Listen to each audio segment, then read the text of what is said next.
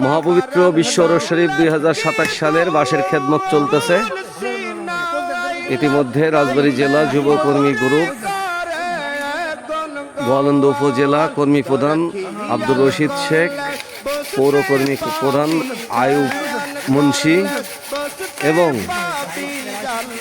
সহকারী কর্মী প্রধান লিটন শিকদার, উজ্জ্বল ভাই, হারুন মোল্লা, মতিন সর্দার, ফরিদ ফকির, মালেক ফকির,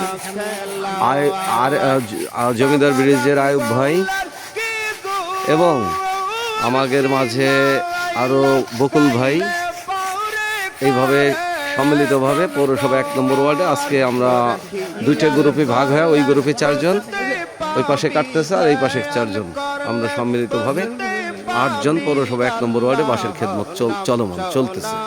সকাল 7:30 থেকে শুরু হয়েছে। আজ পবিত্র জুমাবার।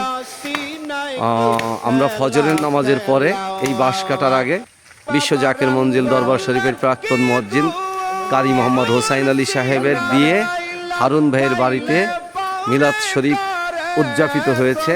মিলাদ শরীফ মহা ধুমধামের সাথে মিলাদ শরীফ পড়ে তারপরে আমরা এই তবারক দিয়ে শেষ করে তারপরে আমরা বাঁশের কাটা খেদমতে আজকে খেদমত চলতেছে।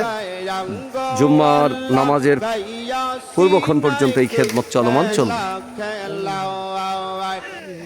আপনারা সারা বাংলাদেশ থেকে যারা এই লাইভ দেখতেছেন, আপনাদের স্ব জেলায় মহা ধুমধামের সাথে বাঁশের খেদমত, মহাপবিত্র বিশ্ব ওরস শরীফ 2027 সালের বাঁশের খেদমত চলমান চলতেছে।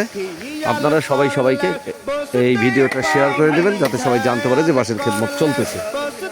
এই জন্য আমরা এই জাকির ভাইদের জানার উদ্দেশ্যে এবং খেদমত করার মহা উৎসাহে এই ভিডিওটা শেয়ার বা প্রচার করে দেন।